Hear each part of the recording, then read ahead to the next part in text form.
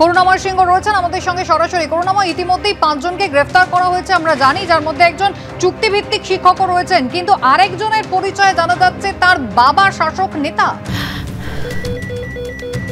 ক্যান্সারে নেই আর ভয়, NCRI হবে এর জয়। আপনাদের ভরসা Netaji Subhash Chandra Bose cancer hospital.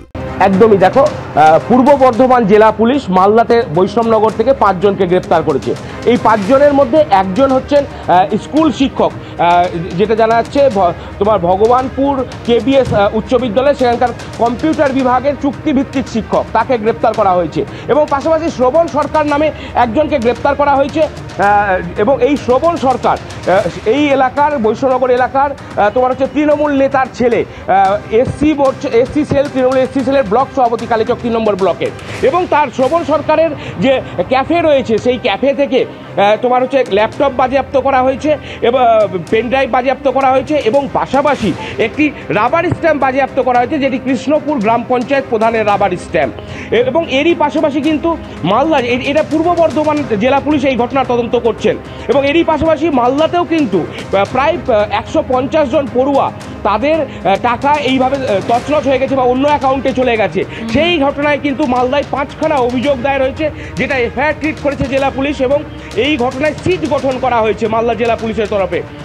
SP, DIB এবং অতিরিক্ত পুলিশ সুপার হেডকোয়ার্টার, তাদের নেতৃত্বে সিট গঠন করা হয়েছে। 181টি অ্যাকাউন্ট, যে অ্যাকাউন্টগুলোতে এই পড়ুয়াদের টাকা গেছিল, সেই অ্যাকাউন্ট ফ্রিজ করে দেওয়া হয়েছে।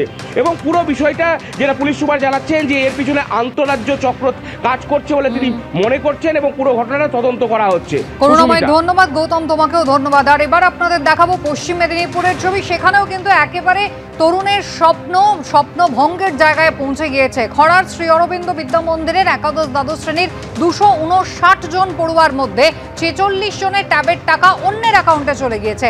ভারপ্রাপ্ত প্রধান শিক্ষক কিন্তু ইতিমধ্যেই জানিয়েছেন যে এর মধ্যে কিছু জনের টাকা প্রতারকরা তুলেও নিয়েছে। সোমনাথ দাস আমাদের প্রতিনিধি রয়েছেন। সোমনাথ, এখনো পর্যন্ত অভিযোগ কি দায়ের হয়েছে?